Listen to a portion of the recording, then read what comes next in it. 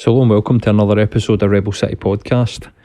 This week is our 50th episode, and we thought that with it being like an anniversary episode that we would give the platform to an amazing cause.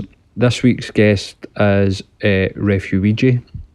We had Selena in for a conversation a couple of weeks back, and I mean, really, what an incredible woman, what an incredible cause. And we asked her just about what is Refuweegee, a refugee charity in Glasgow. The name's absolutely incredible.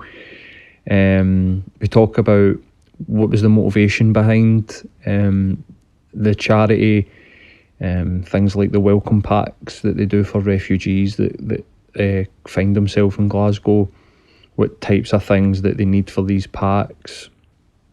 We also spoke about the impact of media and politicians and how they speak about refugees and what kind of impact that will have on the people themselves. We talk about the mental health support that refugees need, integration, things like the holding camps. But on the sort of more positive side, we also talk about like the letters from locals that they do, kids sending welcome letters into the charity to give to refugees, and just how important it is to be welcoming, and what the sort of ideal scenarios look like around the planet. What an amazing conversation, and I loved every minute of this. This is something that I'm really passionate about. I think that refugees should be welcomed with open arms, and we should take care of the people that need taken care of in society, and absolutely despise the narrative that some sections of the UK portray refugees as some kind of like economical migrants, which just isn't the case. Being our 50th episode, I mean, I didn't think we would ever get this far, or never really thought about it, but incredibly proud of what me and Matt have done over the course of the 50 episodes. And here's to the next 50. And like to just thank everybody that's been on, all the support that we get for people, all the retweets and mentions and Instagram posts for people. It makes it all worthwhile for us, and really keeps us motivated. But here's to another 50 episodes, and here's Refuweegee.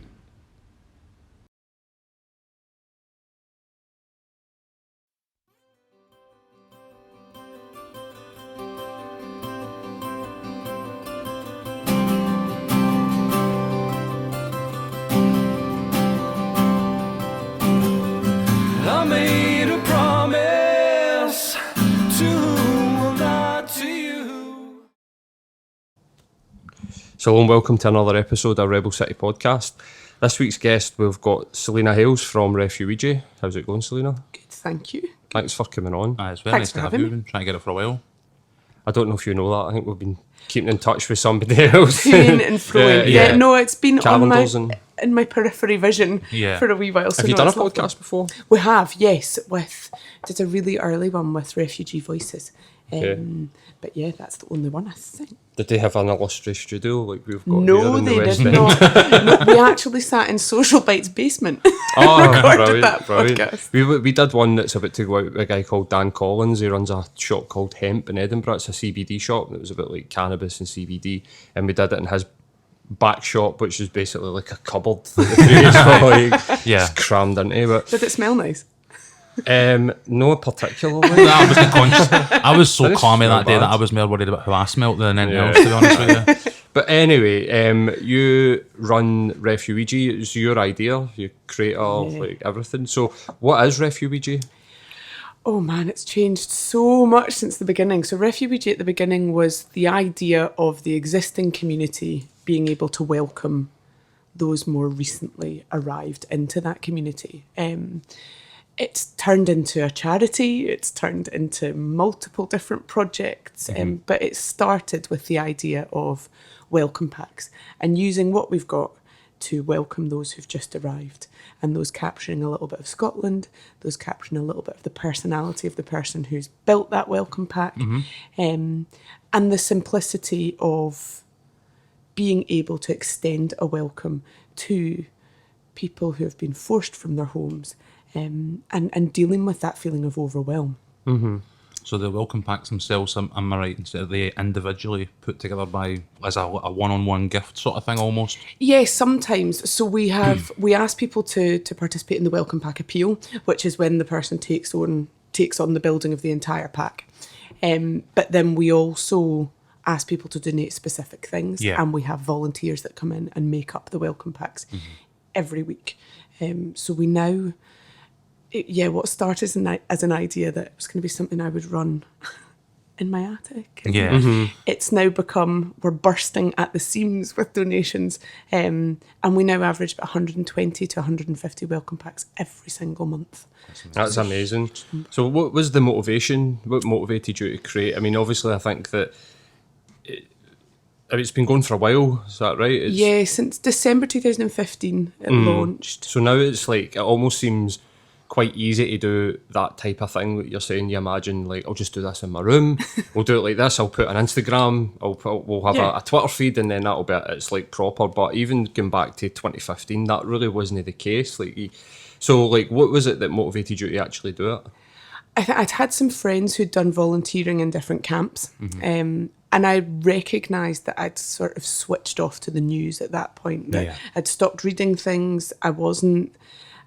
I couldn't deal with what was happening across the world, which sounds really bizarre, because in 2015, I think I would quite like to go back to there, given where we are now. I'm a bit like, it's changed massively.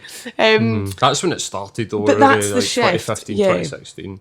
Yeah, and although at the time I didn't really recognise that the first Syrian families had arrived in Glasgow in November 2015. Now, I didn't know that at the time that I launched Refuweegee, but I'm very conscious of, you might not have been properly aware of it, but you've probably been subliminally aware of different things happening.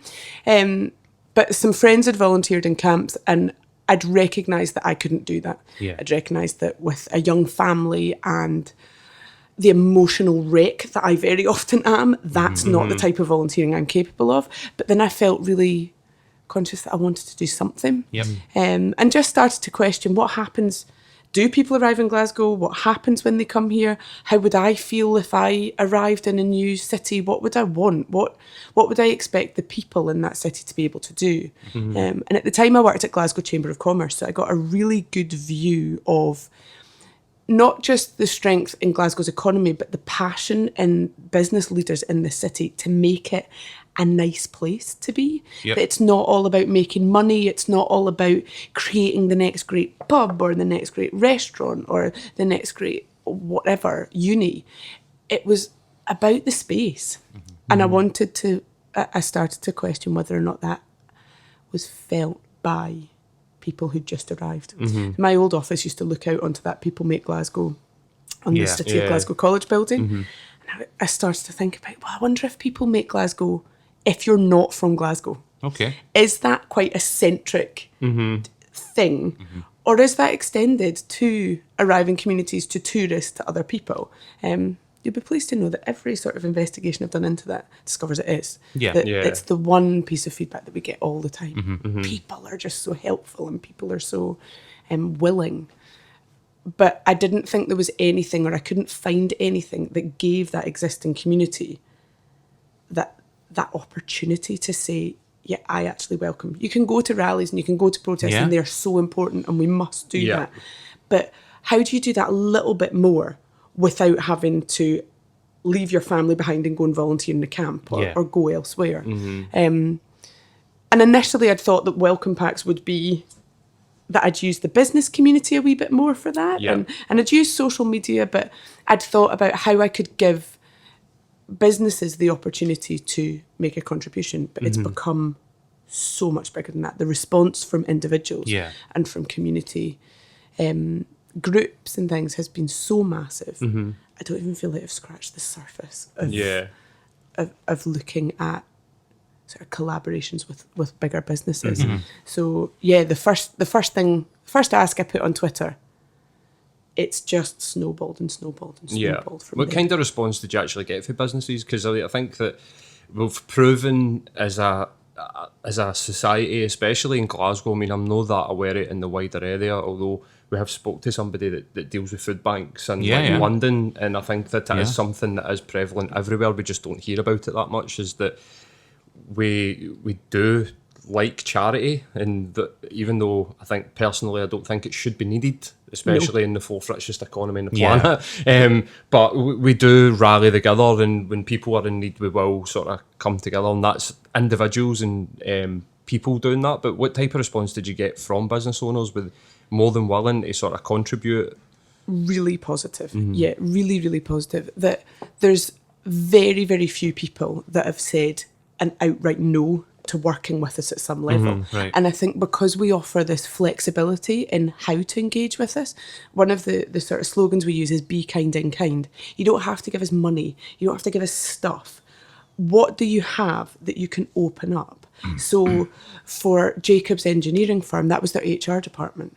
And they they opened up their office to recently arrived engineers and individuals who were that's interested incredible. in that, and spent their lunch break with them, chatting, talking about interviews, speaking to people in English about a subject that they're actually interested in, rather than sending them to an ESOL class to learn the word for, I was going to say cat then, and I feel bad now. But teaching people words that they're not interested in. That's not your passion. So as simple as opening up an environment for somebody who in a previous life that was their environment and now feels so far away. So that makes the response far easier. And yes, we need people to fundraise for us, and we need people to be raising money and to be doing sponsored events and to be running welcome pack appeals in their offices.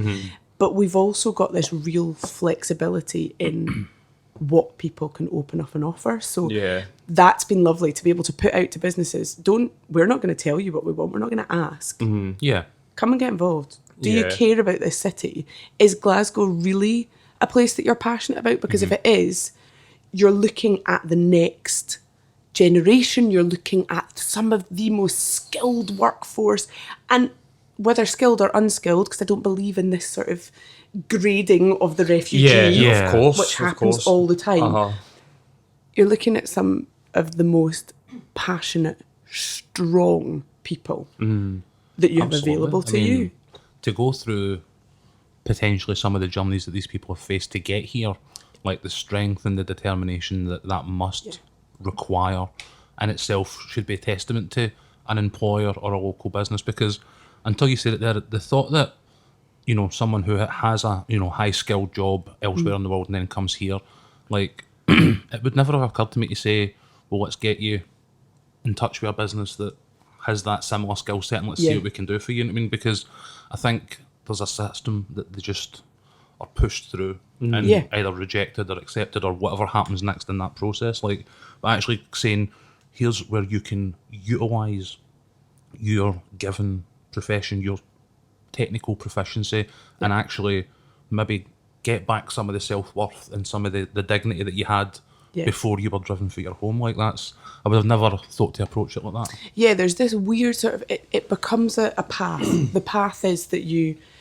have to do your ESOL classes, you've got to do your sort of, like you have to sort your housing, you've got to sort your kids in school, you've got to register with a doctor, you've got to do all of these different things. And you don't know this world. You don't know our systems or our processes. So you're just doing as you're told by the people that you meet at that time. So if the people that you meet are the job centre or your housing officer or your sort of college admissions person, they're all focused on that individual thing. And if you think about it in relation to young people and what we do with young people, we try to expose them to as many different things as possible. And where did your passion come from? It didn't come from like the process or the system. It came from speaking to other people about the things that they cared about. So we need to make community connections and we need to make business connections and we need to give people that opportunity to find folk that will light the fire and help them on a different path. Because the path we have is totally overcrowded. Especially in terms of ESOL.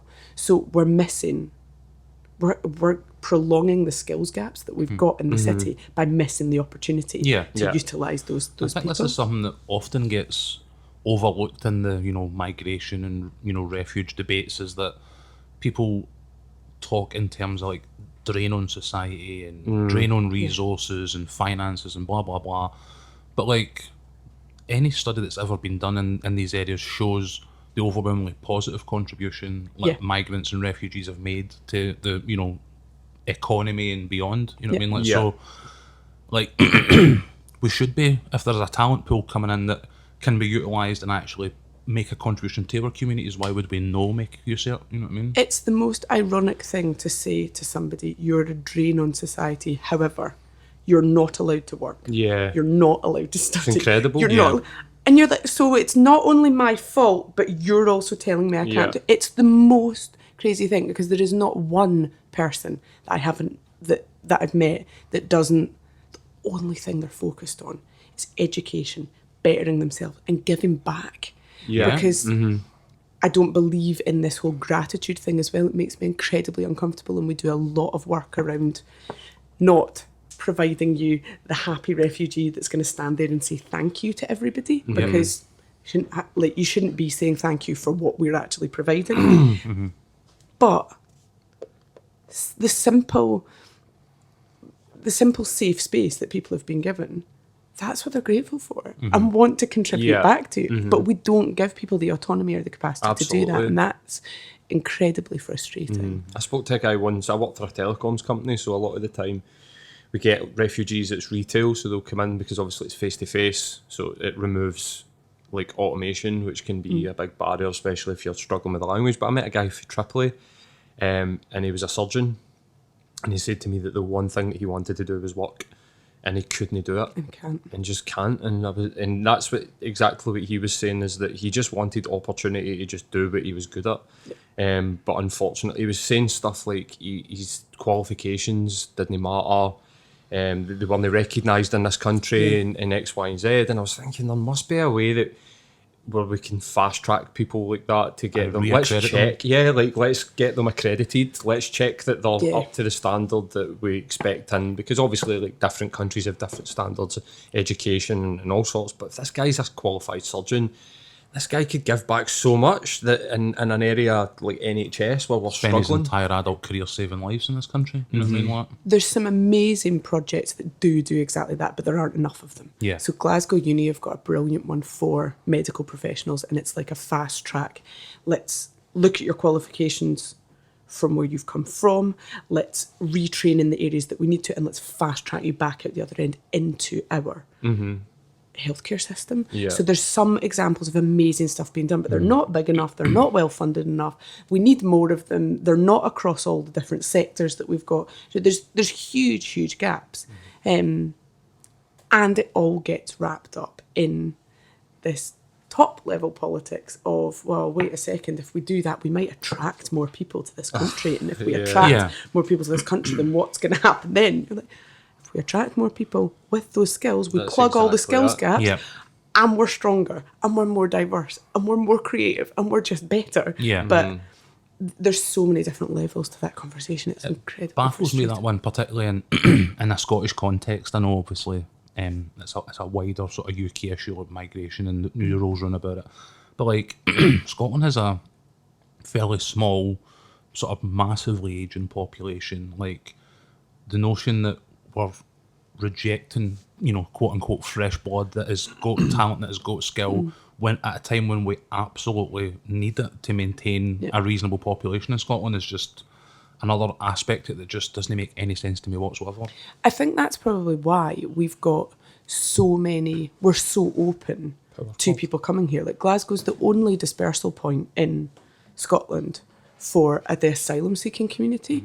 And I think it says that we recognise that, and the autonomy that we do have over our own government, and the system that we do have really loudly and clearly says we welcome people arriving. And there's nobody that we've not worked with or spoken with over this time that isn't incredibly open, and that goes from sort of ground level through councils and local authorities across Scotland, right the way through to your MPs, your MSPs and your MPs. So it's good that there is that awareness, but it's because we don't have full power Full over control. it. So we've got councils sort of going, we've got empty flats. Yeah. Could you please, can the Home Office please send us some people?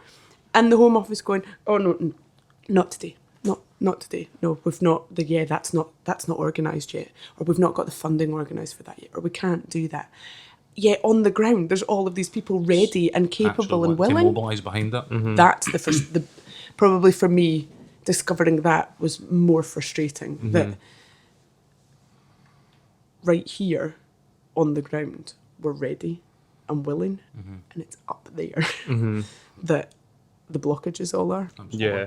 How do you think that the individuals are impacted? Like, so I know that in recent history we've had like Nigel Farage standing in front of like a refugee caravan saying we should leave the EU when that is unrelated to the European Union completely, because refugees and people coming from outside the EU, I mean, what's that got to do with it?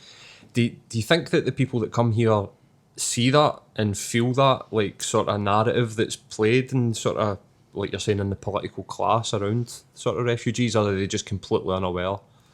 I think some people are very unaware and some people are very aware. Most people have left situations and governments that have done things far worse. Yeah. So there's a very, like, I have had conversations with some of our volunteers who are now friends and stuff, where they sort of laugh at me when I'm whinging about stuff to do with our political system, our politics. They're like, you think Nigel Farage is a problem? Are you actually? Do you want to know what happened back home? Oh. And you have this sort of Can only conversation imagine. where you're like, Yeah. I'm now really uncomfortable and I feel like an absolute clown for my drama being my biggest deal. Yeah. Do you know so there's definitely an awareness, but also, wow, I wish that was the only problem that we had to worry about. Yeah. But then there are other people who are really switched onto it, who are like, this is incredibly damaging and it's not going to help matters back home, and can see the ripple effect of that. Because as much as people crossing borders within the EU is not an issue for their governments, it's an issue for their families. So what is happening? They've then got to worry about every single stage. It used to be that if you could get across one of those EU borders, then at least you've got Human Rights Convention, you've got you've got the right to be safe. Yeah. It does not feel like that anymore. No, it definitely And doesn't. It's certainly from the feedback at various border points and at various crossings, it's not the experience that people are getting. You just need to look at what's happening in the sea as well. Yeah. See how rules get changed and they get sort of twisted and they get reinterpreted and something shifts and all of a sudden you've got 160 people that died off a boat.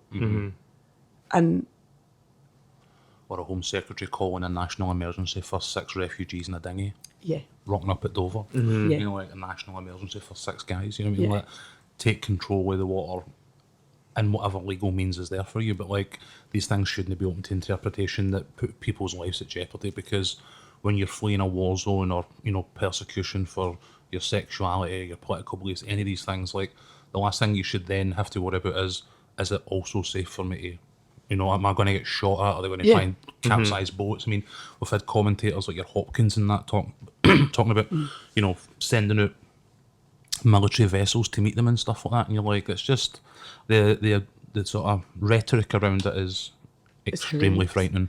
I think it's also incredibly frightening for the people who are doing their duty. The first thing you learn at sea is when somebody is in trouble at sea, you help. So for the people who are then rescuing to then become the vilified, are then arrested, are then being held in custody, are then the problem, that's terrifying as well, because not only are you letting people die, you're also locking up and criminalising people who have actually just done what they've been taught to do in order to be allowed to sail that ship or take that boat out in the first place. And it's those adjustments and bending of the rules that impact on everybody. Yeah. One of the things that kind of in similar areas to what we've been discussing so far that's been sort of piquing my interest. And we kind of touched on it last week with the guys at Glasgow St Pauli. Was the circle evictions that are going on about Glasgow just now. Is that something that I'm assuming you have some sort of contact with? Yeah, and we've lots of people who are in complete fear about whether or not it's going to affect them. You get this complete mix of information and this contradictory information from one place and another place. But we also really recognise what our role is within this amazing realm of organisations and community groups and charities and people working in this field. And Refuweegee have this initial welcome and point of contact with people, and we've got volunteers and people from the refugee community who work with us, but we are not legal professionals. We do not understand the ins and outs of housing. We can only signpost to those who are doing phenomenal work in that. So we work really closely with Scottish Refugee Council, who've produced some phenomenal information specifically about what to do, and it's been translated into multiple languages. And I think I've seen the flyers on Facebook. They've asking people to share them the other day. Really, really helpful. Living Rent are doing phenomenal campaigns. We direct everybody to all of their rallies, to their protests, to get involved, to volunteer their time, to share the information, because we might think that our audience doesn't have anybody that is impacted on that, but you just don't know. And I think I see our role as very much about putting that information out there to a huge number of people who are piqued, their interest is piqued in this. It might only be relevant to 5 of those people. But if 5 of those people can then get that information to 3 people that are affected by it, we've done our job. Absolutely. In fact, if it goes to 1 person, we've done our job. And I think that's downplayed quite a lot. I have frustrating conversations with people who will remain anonymous. Could shame you when you know who you are. Who talk about how raising awareness is futile. Right. This sort of idea of, but what does it actually do? It doesn't actually make a difference. And for me, that's just it's a bit defeatist, isn't it? It's really defeatist, and it completely takes away any of that power that we have as individuals to come together and create waves, not ripples, waves. And that's really easy position for me to argue from, because Refuweegee is an example of exactly that. It started as a Twitter feed. And it has now become 120 welcome packs a month. It's become events every month. It's become hundreds of people reached, not by us, reached by hundreds, thousands of other people in this city. It's the joining together of dots, and that makes a difference. 100%. Huge Like difference. just the fact that activism seems to be at an all-time high just purely because of social media and the impact that that's had. I mean, there's loads of negative aspects to social media. Of course there are. But the positive side of it is that people can come together and collectively bring their ideas together. So to say that just raising awareness is futile is, I think, naive. It's naive, but it's sad as well. And I think it shows where we and I suppose that's where I was almost at that point when Refuweegee launched. I felt that's why you switch everything off. That's why you're not reading it. It's why, and that's that overwhelm does stun you. It just sort of makes you go, oh God, this isn't a world I want to be in. Like I don't want to be in a world where Trump is in power, where Boris is in power over here, where people are displaced, where we don't care about the people that are displaced. I don't want to exist there. So I can understand there are definitely people, and it's okay to sometimes just hide under the duvet.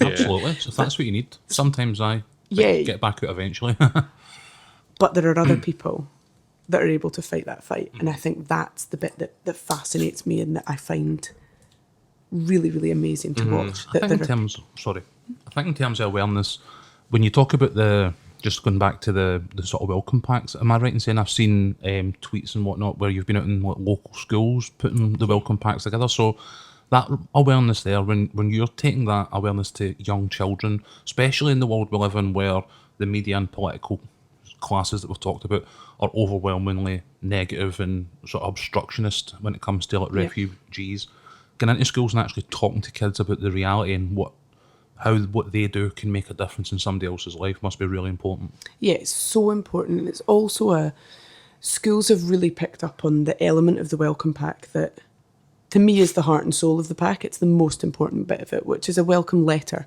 from someone who's a bit more familiar. with the city, and they're called letters for the locals, and it's really funny because people miss the whole point of that is that we're all locals. Yeah. And some people will sort of go, oh, I'm not from Glasgow, can I still write a letter? Letters come in from all over the world. We've had them from New Zealand, from Canada, we've had them from all over the place. Mainly from Glaswegians that are now living in those different places that are like, we don't have this here, so I'm writing a letter about home.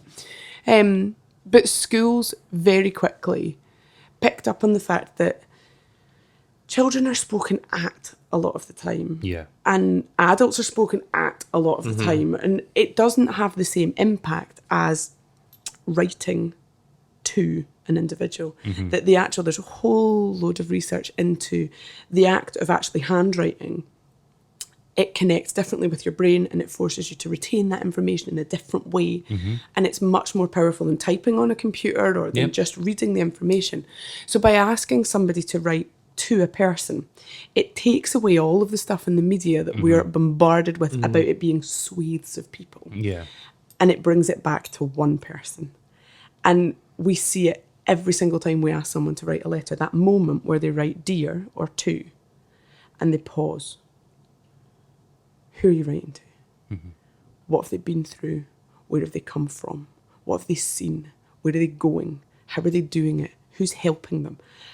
And that's that critical bit. And schools have been phenomenal at just getting that. Yep. At sort of giving children the freedom to just pause in that moment, because that's the critical bit. There's the humanisation of the refugee crisis. That is the bit that we need everybody to feel. And it wasn't something that I thought about when we decided to put letters in packs. It's just something that's become part of it. And it's lovely because they vary. Sometimes people will write Dear Refugee because that's who that person is to them. Right. Sometimes we got a whole pack of letters from the school once that were all addressed, Hiya pal. Hiya, pal. It's maybe the most Glasgow thing. Right? Loads, All right, mate. yeah, lots of them say all right. And then friend and person to another human to a friend I've not yet met. That's the critical bit in it. Right. The rest of it can say anything. It doesn't. There are no rules. I think there's so much that can be learned for kids, and I think even just teenagers in this day and age. I mean, when I was, unfortunately, because I'm actually a wee bit sort of jealous that I didn't go to school in a sort of multicultural environment whatsoever. I think I don't think we had anybody at a wee bit at St Andrews in Carntyne. I can't remember anybody that wasn't white. Yeah. So, and I look at kids going to school now, and you just think like they're exposed to so many different cultures. There'll be different foods, different attitudes, and I think that there's a lot to be learned for the sort of openness that'll bring the next generation of people. There's so much more. Like you're saying, the media has bombarded us since like 2006, 2005 with fear, and now we're just living in this sort of we're scared. But yeah, I'm almost slightly jealous of the sort of kids that are coming up with to get this sort of multiculturalism that we were told that exists, but now we're starting to see it. But now we see it. It works very, very well if the school actually utilise that. It can't be ignored. You can't have a school that is really, really diverse and not talk about the diversity in the school. And I think that's sometimes the mistake that's made. Oh, children don't see those differences. No, they do see the differences. They don't attach fear to it. They don't attach other knowledge to it. But they definitely see that friend has brown skin and that friend has white skin and that friend has really dark curly hair and that friend has blonde hair. Of course they see that. They have eyes. And I think it's interesting working with different schools who approach that differently, who work with the kids to talk about that and for it to be really open. But my favourite thing is the way that they approach it all very logically, that they ask questions that we all, maybe not all of us think, a lot of adults think, but because of that fear that you're talking about, we don't say it. So the first time I went into a school, never done a workshop in a school before, I think the kids were maybe primary 4s, that about 9. And the first question. Right. I'm trying my to, guess. No idea. I'm trying to count back wheels. Around there. But I'd brought in lots of different pictures and sort of things that we could discuss. And one of the pictures was of an overcrowded raft. And this 9-year-old boy stuck his hand up and went, "Surely it's better for everybody if that boat just sinks." Jeez, oh. And the teachers who had previously been seeing this sort of visitor coming in and chatting to the class as an opportunity for them to mark homework and not say anything at the back, practically jumped out of their Yeah. seats. Do you know, there was Like, this like, how is... extinguish the fire type thing. Yeah. Like, oh no, don't say that. Don't say that. And instead, I didn't really think about it. I was like, why? And he was like, well, then no one has to deal with them at the other side. I was like, well, someone has to deal with people arriving dead at the other side. Yeah. And he was like, but then they're not a problem there and they're not a problem here. And I was like, okay, so let's actually explore that. Does everyone have a life jacket on? Do you think everybody can swim? What do you think happens when people die? Who has to pick up people's bodies? How do you think that makes that individual feel? What makes you think there's no room? And we had the best discussion in that classroom from that question. Yep.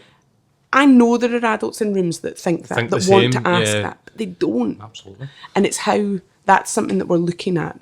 Do you think that that's part of like something that is sort of a wider like sort of frustration that's felt amongst adults, especially now, where certain subjects have been a no-go area, so you can't ask Yep. questions. I mean, we've had a couple of subjects where we've been like, we can't. Things like gender and Things like sexuality and yeah. that with no experience, we've went, I don't know. I don't know how to How approach do we this. learn if we don't ask the question? Exactly. It depends how you ask it. Like, I have said things to some of our refugee volunteers that if I told you about them, you'd be like, I believe you said that to somebody. But we've created a space where we've said, I don't understand this, so I'm asking this because I don't know how else to address it or to Yeah. better understand it. There is no malice, I mean no harm, and you have absolutely every right to not answer and to step away from that conversation. If we the all right approach context. everything right like that, we don't cause harm or insult. It's if we're clumsily navigating our way through it, like, and never actually getting to the truth, to the critical bit, the critical information that we need to understand. So, and that applies to gender, it applies to sex, it applies to refugee rights, it applies to absolutely Yeah. everything. Some of the best sort of things are just opening up the space to create a safe way to talk. Yeah. I've got a friend who runs my best example of this is Nails Transphobia, and Charlie is a trans woman and she does manicures for people. Okay. And she goes into sort of colleges and all sorts of different spaces, and she basically gives the person a manicure and they are allowed to ask anything at all. All right. Absolutely anything. And she answers everything with complete, you don't use that word. Maybe that's not a question you should ask somebody. Yeah. Check which pronoun people are comfortable with. Just have these conversations. And it's really, really simple, but you're busy doing something so it doesn't feel uncomfortable Yeah. because you're Yeah. not like sat going, I don't, attention's clumsily. split. You're looking at your nail. God, I shouldn't look at my nails. You're you can tell It's she's time for a never visit. done mine. But she's won all sorts of awards for the simplicity of that idea. And Yeah. that's what we can do in schools, and it's what we can do as adults if we just get comfortable with the uncomfortable, but we Yeah. let fear in. And Yeah, we don't let nuance be part of this. Is something that we're talking about Almost every week. every week. Is that I mean, the amount of sort of mind reading that we do, where if somebody says, well, let's not use the trans one because it's so loaded, but refugees, like, do we have enough space for refugees in this country? Yeah. Asking that question, there will be a certain section that is, you're a racist. I Yeah. don't even want to engage with you. Cancel it. Get him off Twitter. Block him. Cancel his PayPal. And I think this is where we're going wrong. I don't think that we should give platforms to people such as Tommy Robinson or Farage, and to a certain extent, where you do know the motivation behind why they're asking these questions, but Yeah. just for a normal person to be, I'm curious about this subject, to be branded as something else, Yeah. simply because they've got doubts. We've challenged it. Yeah, because I We've think had that to we need to block. get to a place where you can engage in. I think that is exactly the perfect question. If a child, so if a kid 9-year-old says that, like they should just sink that boat, then the question should be, well, why do you think that? Rather than, oh, I can tell what your dad, you know, like, well, Exactly. you're a wee racist. You're a and, racist. Yeah. We've had to block more people on our social media who are pro-refugee because of their responses to people who are anti-refugee. Right. So the abuse, the torrents of abuse that come out of people who are supposed to be defending what we're doing, Yeah. but are doing it in such a clumsy way. Whereas so anybody that comments on something that we post, and we get quite a lot of negative comments on specific things. It depends how far it's been shared. But the buggy campaign, for some reason, when we do the pram campaign, anything to do with kids, I suppose, like it gets shared an awful lot. Yep. And therefore more people see it, and you get more of it, the like contradictory view. If people can't afford a buggy, they shouldn't be having a baby sort of chat. And then it often goes into something far deeper and far worse and really nasty. Yeah. But if we can get to it quick enough, that first comment, why are people having babies if they can't afford a buggy? If we can get to that quick enough, we can change that person's view. Yep. That's just ignorance. It's not mean. It's not. It's a simple question of, well, why should we be helping that person and not that person? Yep. The answer is that person maybe didn't choose to have that baby. Maybe that person has been the victim of sexual assault. Yeah, Maybe that person has had to sell their body in order to reach safety. For whatever reason, that person is having a baby and they can't afford a buggy. All we need to do is just open that person's eyes up. And when we do that, quite often the person will reply and be like, hadn't thought about that. Yeah. That's when you're like, yes, boom. That's really important. If somebody gets in there first and is like, oh, piss off, like I'm not, like your opinions don't matter on here, blah, blah, blah. Or even worse, when people, the person to piss off and have clearly gone onto their Facebook and found out all about them and include all of this different stuff. And you're tagging like, their employer. what are you doing? Aye. Like, shh. That's the time where you're like, just educate. Simply educate in a polite manner, and you will have far, far more impact than hurling abuse at everybody. So we try and do that as much as possible, and we try and just sort of open people's eyes up, because there's never been anything negative said that doesn't come from ignorance. Yeah. Nothing. Absolutely. There's no like solid reason that somebody has had to spout out the hate that people have spouted out. And I think that's why, like, educating at a school level is as important as it is, because I come from Springburn. I'm no far from where the Red Road used to be. Yeah. Like, my, obviously, family have been in and around Sight Hill forever, and there is a sizable sort of, you know, refugee and immigrant community at a lot of the schools as well. So when we talked previously about that multiculturalism that we were maybe not exposed to in our generation, it being there now, that you've got this sort of two-pronged approach where not only are you maybe educating the kids to change their own viewpoints, you're also putting them in a space where they can be welcoming of the kids that are actually coming into their schools, and then hopefully in turn maybe actually go home and go, the next time there is a maybe ignorant comment for a parent or a guardian or whatever it is, the kid's empowered to actually go, well, actually, Dad, I was at school and I learned this. And I think, you know, across all of those points, like, that's just amazing work, because it's like community driven, it's community focused, and it's about making that community bigger and more welcoming. And I think we need like more of that every day, everywhere. And I think kids get that. Kids really understand that you're not then just helping that individual, you're helping the whole space. And I think that's really, and that's something we always emphasise as well. What we do obviously is focused on refugees, asylum seekers, people who've recently arrived. But everything we do is open to everyone.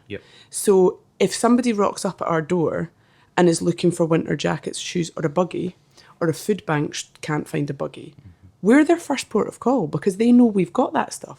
So they come to our door and say, I need winter jackets, or I've not got school bags for the kids.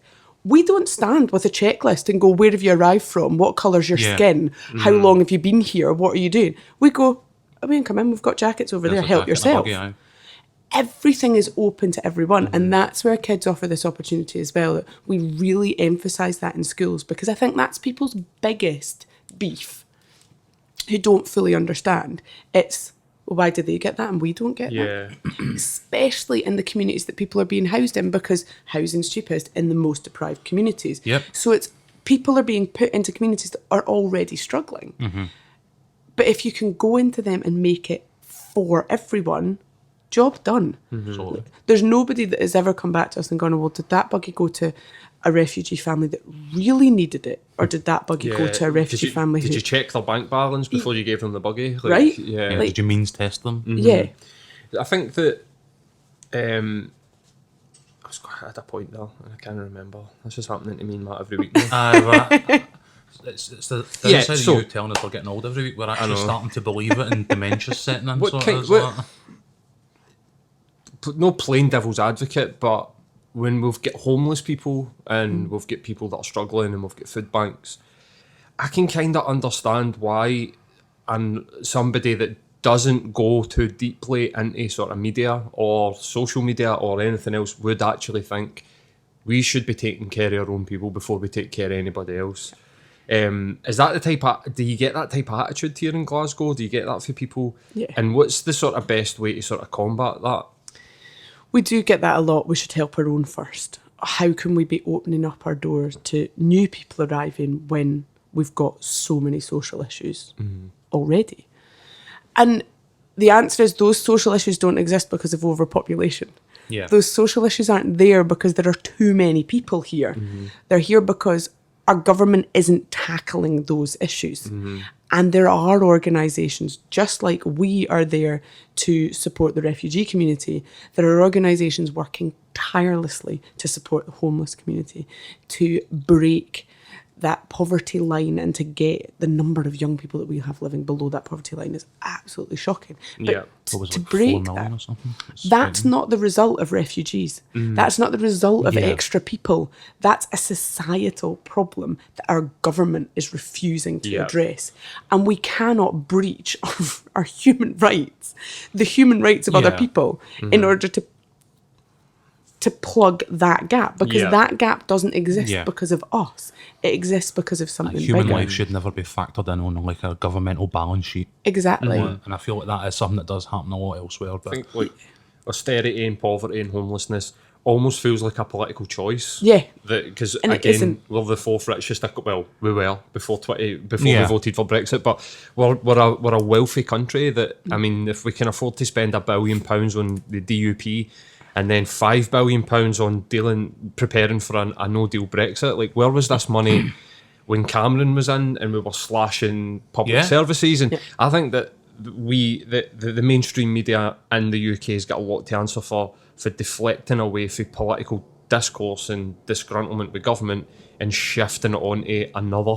And just like it's I think we also have to get out immigration of the habit of accepting racist being foisted upon us in leadership, because let's be honest with you, none of us wanted Theresa May and her go home vans. Yeah. You know what I mean? Like, none of us want Boris and his letterbox and all that other bullshit chat that he comes with. But I think we need to, and nobody voted for these two people. Yeah. You know what I mean? Like, the one election May had, she lost. Like, Johnson's left by a majority of one. Like, we shouldn't be putting up with the racist at the very pinnacle, because let's be honest with you, as much as there is neoliberal agenda and successive governments that has led to austerity and whatnot, like, we also have, both in Britain and America, successive racists at the top, at the absolute pinnacle of our political sort of infrastructure. And I just think that we need to find ways to combat that as much as we do the local community stuff, because it's great to have the base of the community covered, but if the guys at the very top are openly racist like these guys have been, we're always going to be fighting an uphill battle, I think. Absolutely. So like working in this type of area must be like really rewarding, It is. as well as like seriously challenging as well. Do you have any sort of like ways of managing? I mean, you were saying that you're an emotional person, so I can imagine hearing people's stories. Like, it must be quite draining, but then also, like I was saying, the rewards and the energy that you must get for that. But do you have like a routine of self-care that you need to keep yourself under? And No, much to the, no matter how hard I try with the routine of self-care, it just becomes another thing to add to the to-do list. You know? So I'm Yeah. probably one of these, and it's not, I do It just isn't a very sort of structured. It's about having a team of people around you that understand. So Hannah, who works for Refuweegee as well, we are so much more than just colleagues. Yep. We're not just people that work together. We have to have each other's back, like for far longer than anybody. There's not a set working day. You never switch off. And that took a huge adjustment. So it's having people around that fully understand that. But whilst we hear people's stories and we're exposed to really difficult stuff a lot of the time, it's balanced every single time by the positive response. So we hear something horrendous like last week, a family of 5 who are currently sleeping in a 1-bedroom flat on the floor. Whatever the reason for that, it's totally unacceptable that there are 3 teenage children currently sleeping on wooden floorboards and about to start the next term of school. And you sort of think, how do we live in a world where that is actually allowed to happen? Where are social work? Where's the housing provider? What is actually happening? There's your sort of overwhelmed bit, and you can get really stuck in that. Yeah. Or you go on Twitter and go, there's a family of 5 currently sleeping on their floor. Who can help us?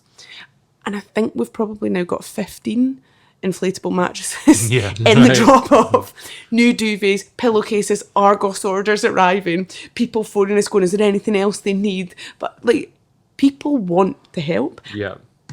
And there is, in that self-care routine, a lot of the time I am spending it going, are we plugging a gap that actually somebody needs to be held accountable to? How much of this are we actually making the problem worse? Are we exacerbating it? That I find much more mentally draining than the stories themselves, because sometimes I feel really frustrated by... So that you might be essentially masking the failures of the system. We are. We've got 30 to 40 prams and pushchairs go out to recently arrived families every month.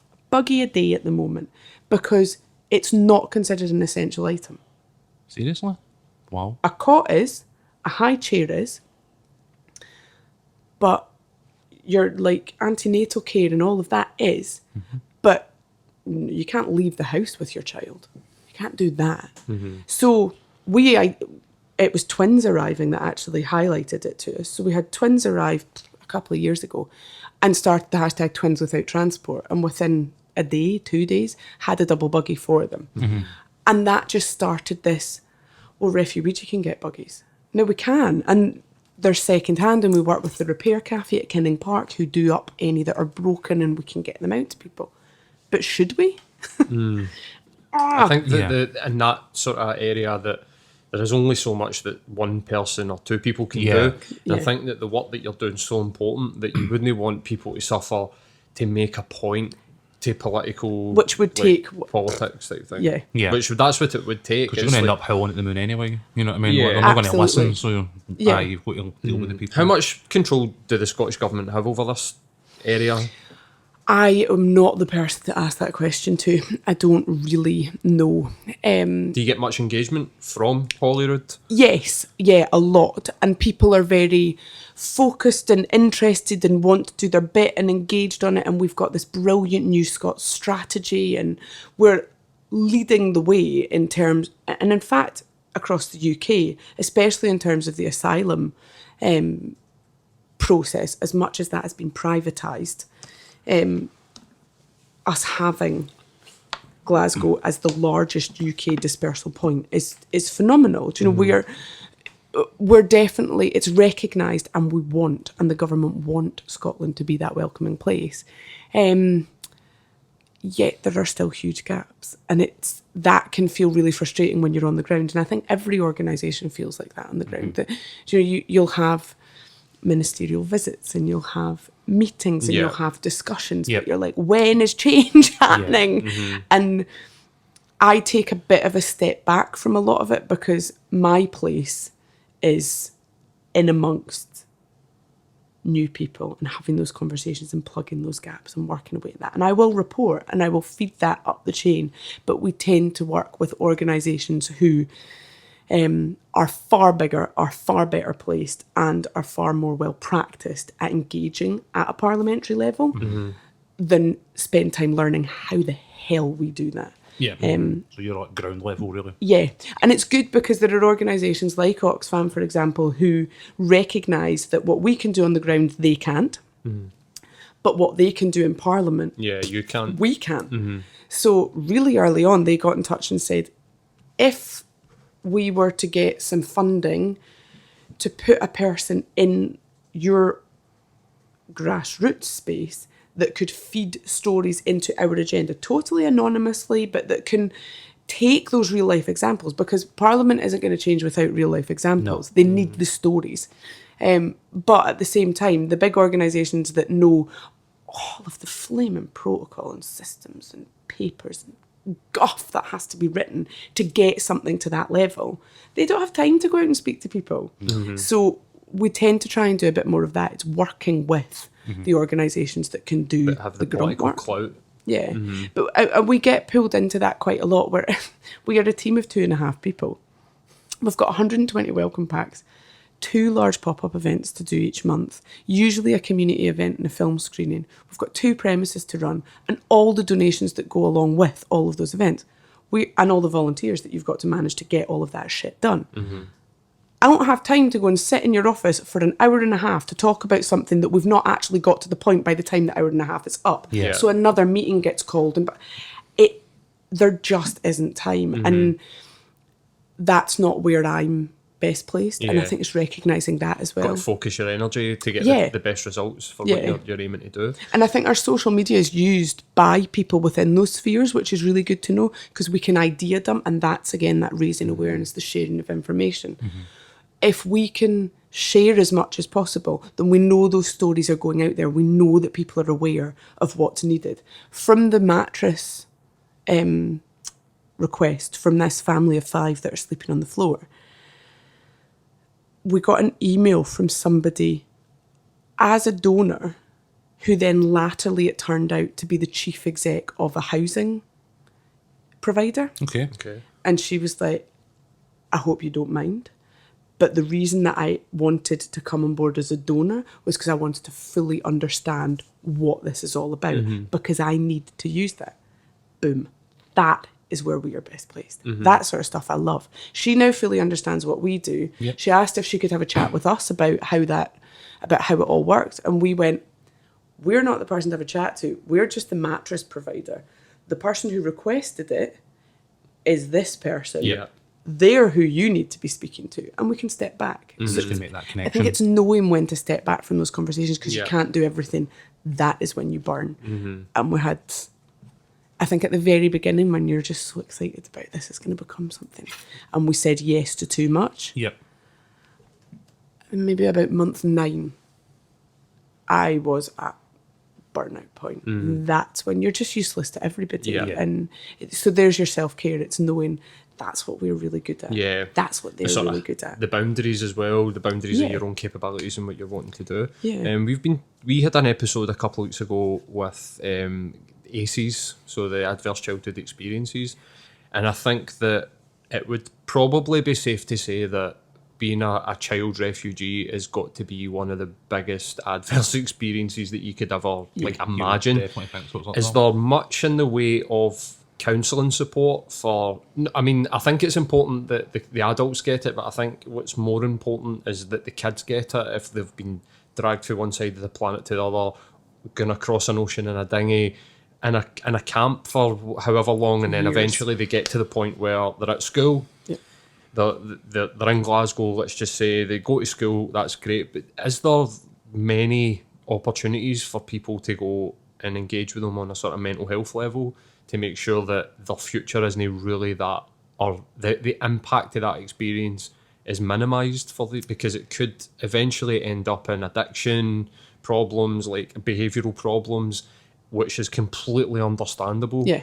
But I think that there's probably an opportunity there for mental health charities or even professionals to just come in and go, let's get some counselling for these people. But do you find that? Is that happening?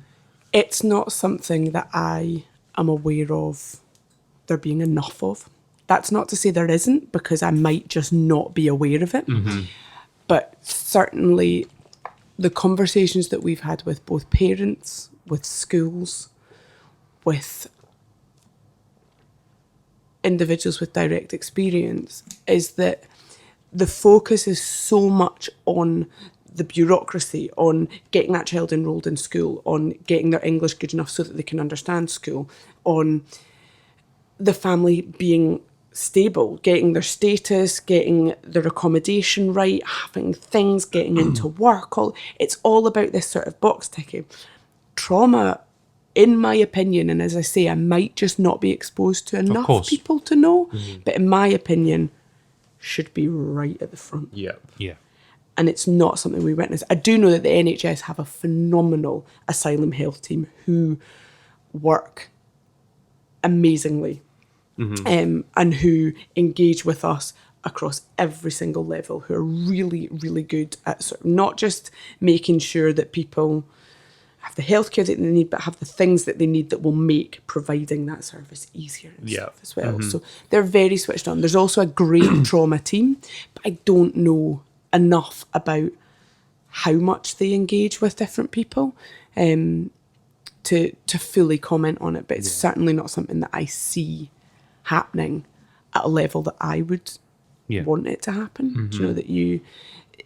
I'd like to see it priority number one, but it's not. Yeah. Well, the fact that a child can get plonked into school, one of our volunteers, her child's put into school and was having real difficulty.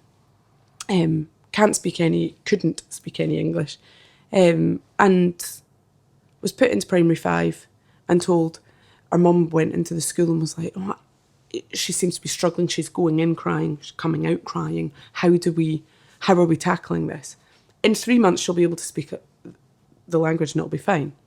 It's like, as a parent, 3 months of taking your child to that gate crying, or picking them up crying, that's torture. That's torture. That's a level of like upset and trauma that no parent wants to go through. Can you watch your kid cry for 5 minutes? No. Never mind day and night for 3 months. Yeah, I took my kids in this morning, and my primary 1, who started yesterday, was like, right, bye, go away.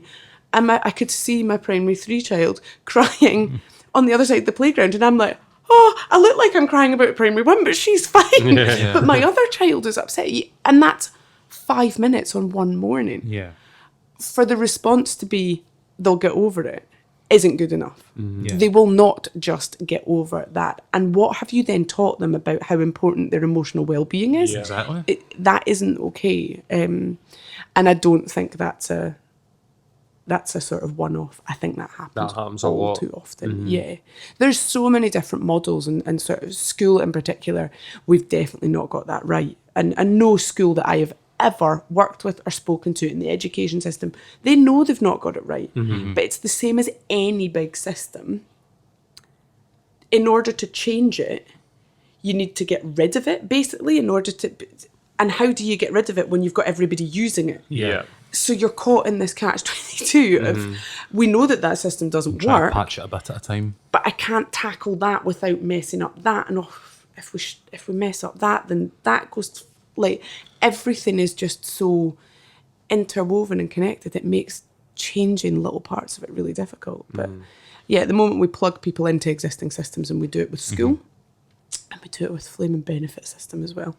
So you've got people who have never worked, who can't speak any English, who don't know where they live, let alone what the sort of job centre landscape is, being sanctioned. Yeah. Being put Being on. cut off. I mean, my wife has been through the sort of job seeker, job centre experience in recent years, on and off, and it's a confusing and obstructive system for somebody who grew up in this country. Yeah. And it's almost built to put you off and keep you out. Yeah. So facing the additional challenges of language and culture and all these other things must be the stuff of absolute nightmares. So difficult. And you've got people working within that system who are trained to just follow the process. Yeah. The computer says no. They have no ability to see how one person's situation varies from another. Absolutely. Even when that person is sat in front of them not speaking English, unable to communicate properly with them, or there's an interpreter there. It's so difficult. But to end that on a positive, one of the things I'm really proud of that we do, and one of the things that I think has had a real impact in that job centre experience for people, is that the Department of Work and Pensions actually have charity days built into their employees' time. And we advertise working at Refuweegee, coming to the pop-up events, being in the donation space through their portal. And we get staff from DWP coming in and seeing firsthand what people's daily life is like. Yeah. Having conversations with people. And the number of their staff that have come back and said, this is really going to shift how I approach my next meeting with somebody who is from a refugee background. Just understanding it's the same as going into schools. It's just education. Right, let's get Boris up into Refuweegee. I don't think he'd like my badge. I think that they should do something like that for the actual politicians themselves. But that's just to wrap up. Like, if people were to try or wanting to get involved, what are the types of things that people can do to support Refuweegee? Fundraise for us. Fundraise. The simplest of things, just doing small amounts of money have a huge impact on us. We try not to end up in massive funding structures because just like I don't want to be writing papers for Parliament, I don't want to be sat filling in funding reports and applications all day, every day, and that's what we need to do. So fundraising makes a huge difference. If you're the sort of creative person that likes actually getting involved in the doing, run a welcome pack appeal in a workplace, in a youth centre, in an office, wherever, but run that appeal and gather the donations that we need every single day. We get a lot of stuff from sort of clear outs and from people doing sort of big clear outs of clothing and clear outs of kids' toys and all of that stuff, which we absolutely do. But the things that we need 120 of every single month without fail are shampoo, toothbrushes, toothpaste, shower gel, razors. We've got sanitary products galore at the moment because we've just done a big campaign with Bloody Good Period. So we've got sanitary stuff, but shampoo and shower gel and soap and things like that make a huge difference. Write letters. Come to events. We're going to be doing lots of events in the new Byres Road space as well. We had a film screening in there recently that went really well, so we want to do more of that. Excellent. And get in touch with ideas. Refuweegee's built on other people contributing what they can. Yeah. So if none of that floats your boat, that's totally fine. Get in touch and tell us what you'd like to do, because we're always open to adding other elements to what we can deliver. Okay. And where can people find you? I mean, we've got refuweegee.co.uk. What's the social media? So we've got Refuweegee on Facebook, on Instagram and Twitter as well. The handle is just @Refuweegee. The debate over whether Ouija has an IE at the end or an EE is ongoing, but we are an EE. We're refugee with a wee bit in the middle. That's the easiest way to describe it. We try to keep our social media as sort of live and active as possible, so that's a good place to go and get a flavour of the different things that we've been up to and see some of the letters, see the different events that we run. The website should have everything you need in terms of drop-off locations, different events. I need to update our events page. I do that anytime I'm telling people to go. I'm then like, I need to put a couple of things on that event page. And then our Insta stories is where you go if you want to have a giggle about the various donations that we've received that week, of which there are some strange and peculiar things received. Okay. So what's the most strange that you've had as a donation? Man. It's things that you try to think, how am I going to explain that to somebody? So like toilet golf. Who wants toilet golf in their welcome pack? A knitted mermaid's tail. Golf? Like the picture on the box, we didn't open the box, is of a guy with his trousers down, fortunately from the knees down. And you get like a putter and a ball and a mat with weird things. What else have we had that's really strange? Toilet golf. I'm going to be Googling that the second you stop it here, by the way. My brain is not computing that one at all. Yes, we don't want second-hand underwear. Yeah. That's not appreciated. Please no. Yeah, sometimes we'll get like a bag of stuff that just looks like someone's maybe gone through a nasty breakup and they've just put all of their partner's stuff in a bag and donated it. And you're like, this is definitely, that person doesn't know that this is here. Yeah, 100%. Thanks for coming in and talking to us. Aye. Thank you for having me. Really like informative, but I think people listening to this, I think they'll be, if it raises questions, raises awareness about what you're doing, then that's a positive. So aye, thanks very much. Aye, I mean, I've been a huge fan of the organisation for ages, and we've been trying to get this in for a while, and just really appreciate your time. Thank you so much for having me. It's been lovely to chat to you.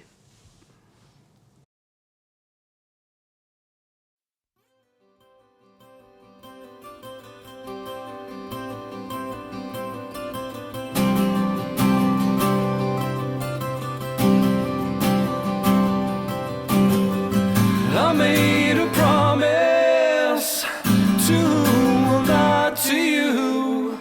So stop the party.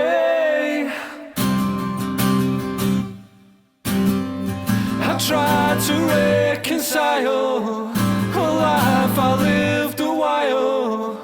Just stop the party. Feeding lies like you'll never know. I don't need to be unhappy with a life to call my own. We'll end up burning bridges sat upon a selfish throne. I will march along this path of ambitious, forceful times. I'll be dead before it crashes down before my eyes.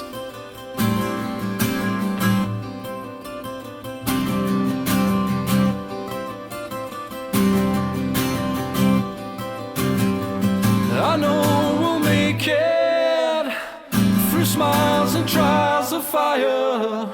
We'll make the party.